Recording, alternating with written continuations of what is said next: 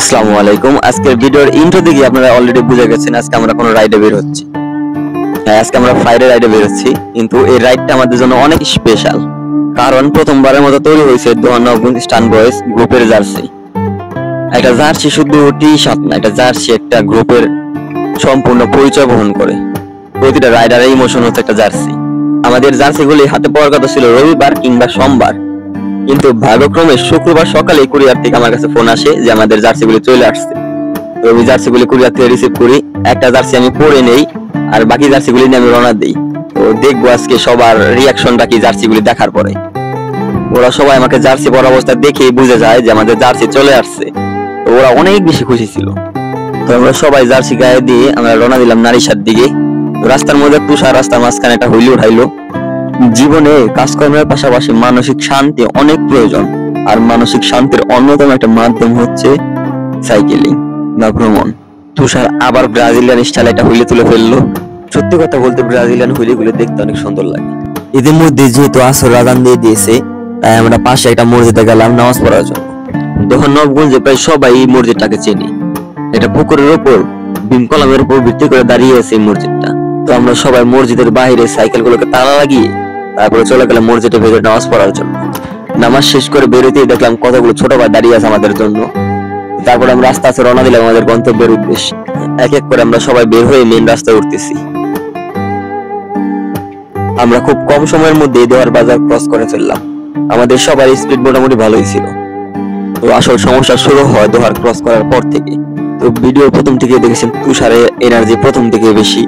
তো তুষার আর আমি সবার আগে চলে যাচ্ছিলাম, আর পিছনে অনেকেই রয়ে যাচ্ছিল।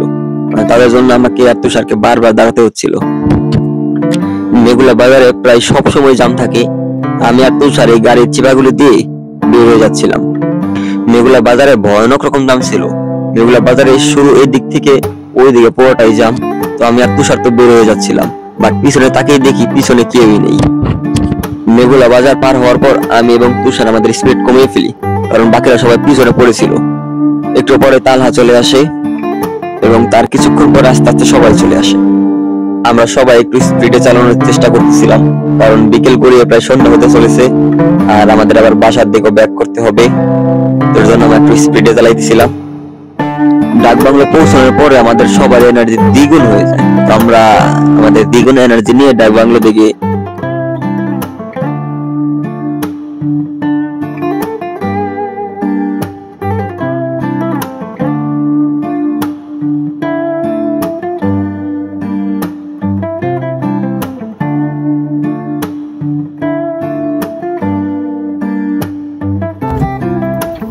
चलो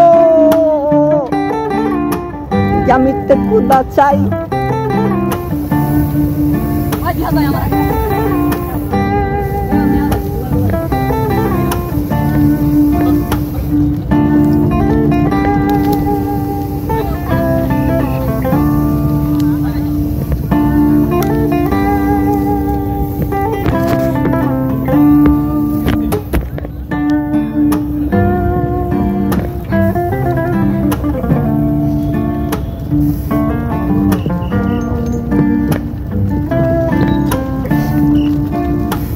নিজ গেলে সারা জীবন পিছেই থাকতে হইব।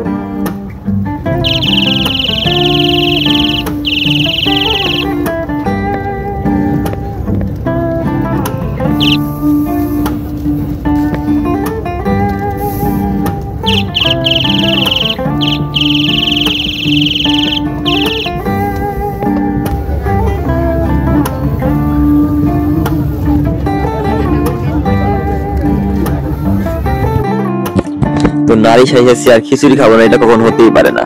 আমরা সবাই মিলে চলে গেলাম খিচুড়ি খেতে। আমাদের সাইকেলগুলি বাইরে রেখে আমরা খিচুড়ি খেতে বসে গেলাম। তো খিচুড়ি খেতে এসে এমন কিছু দেখবো কখনো কল্পনাও করিনি। আমাদের টেবিলে 4টা গ্লাস ছিল, 4টা গ্লাসের মধ্যে লিপস্টিক লাগানো ছিল। তো এগুলা কল্পনার বাহিরে। একটা মেয়ে মানুষ কি পরিমাণ লিপস্টিক লাগালে সেই লিপস্টিকটা গ্লাসের মধ্যেও লেগে থাকে। এখানে রেস্টুরেন্ট কর্তৃপক্ষের কোনো দোষ নেই, তাদেরকে বলার পর তারা গ্লাসগুলো পরিষ্কার করে তারপরে আমাদেরকে দিয়েছে। তো ওই গ্লাসগুলো দেখে সত্যি হাসি পাচ্ছিল। মানে একটা গ্লাসের মধ্যে লিপস্টিক ঠোঁটের পুরো ছাপ রয়ে গেছে। অবশেষে দীর্ঘ অপেক্ষার পর আমাদের কাছে চলে আসলো আমাদের সেই কাঙ্ক্ষিত খিচুড়ি। আলহামদুলিল্লাহ খিচুড়ির টেস্ট অনেক ভালো ছিল, আমরা সবাই উপভোগ করে খেয়েছি।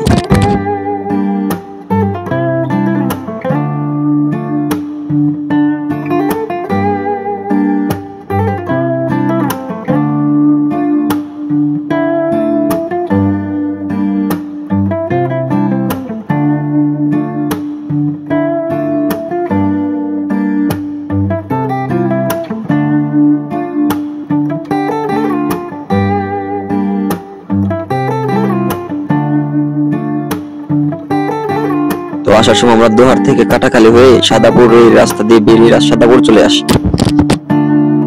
তো এতক্ষণ এরন মোশনের সাথে থেকে ভিডিওটা দেখার জন্য অনেক অনেক ধন্যবাদ।